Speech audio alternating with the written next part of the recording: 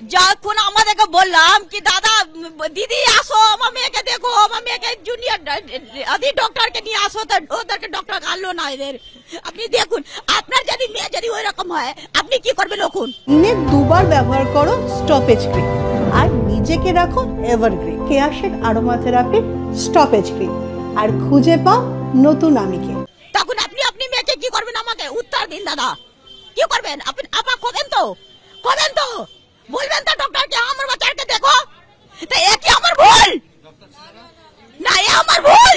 যদি বলবো আমার বাচ্চাকে চিকিৎসা করো তো ও বলবে কি আমি আমাকে মেরেছে।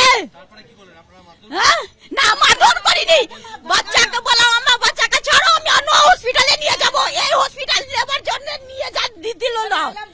এইখানটা যে পুলিশগুলো ছিল ওদেরও ছিল সব, এইখানটা ছাড়তে দিল না, আমার বাচ্চাকে শেষ করে দিল।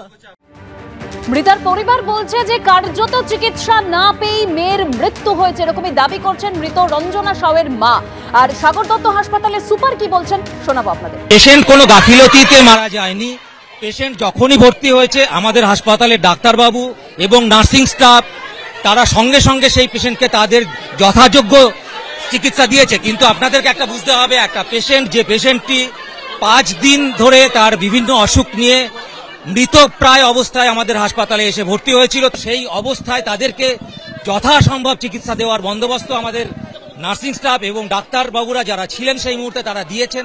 কিন্তু কেউ এখানে হাসপাতালে যারা আসেন তারা অমর নন, কিন্তু মৃত্যু মুখে যদি এসে কেউ পৌঁছয় তাকে সবাইকে বাঁচিয়ে ফেরানোর মতন ভগবান এখানে নেই। গতকাল রাতে সাগর দত্ত হাসপাতালে ঠিক কি ঘটনা ঘটেছিল জানিয়েছেন আক্রান্ত এক জুনিয়র চিকিৎসক।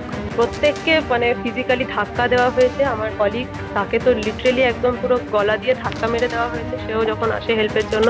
তারপরে আমরা যখন ইভেন অনকল রুমে যখন চলে যাই, অনকল রুমে একজন মেল ভিজিটে গিয়ে আমাদের প্রত্যেকে ফিমেল অনকল রুমে গিয়ে হাত ধরে টেনে আমাদেরকে পালাচ্ছিস কোথায়, আয় এখানে একজন patient party male patient party একজন বলেছে পালাচ্ছিস কোথায়, এখানে সিপিআর দে, সিপিআর স্টপ করলে আর্জিকর হয়ে যাবে, তোদেরও শ্বাস নিয়ে নেওয়া হবে।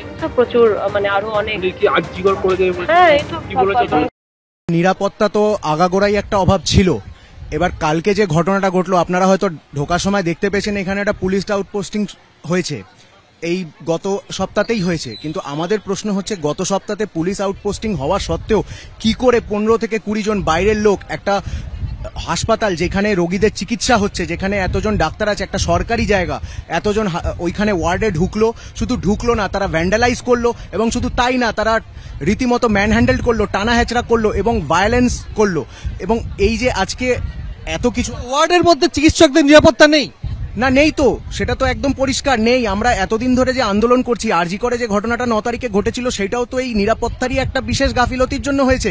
তো সেইখানে এটা হয়েছে, আর আজকে এতদিন পরে প্রায় 50 দিন হলো, আজকে এতদিন পরেও একই যেই তিমিরে সেই তিমিরেই রয়ে গেছে। এখনো পর্যন্ত কোনো রকম কোনো নিরাপত্তা, আফটার সুপ্রিম কোর্টে বলার সত্ত্বেও যে জুনিয়র ডাক্তারদের নিরাপত্তা কনফার্ম করতে হবে, তারপরে তারা পেশেন্টের চিকিৎসা করবে। তো এখন সেখানে কি হচ্ছে আমাদের রাজ্যে? এখনো পর্যন্ত নিরাপত্তা জিরো।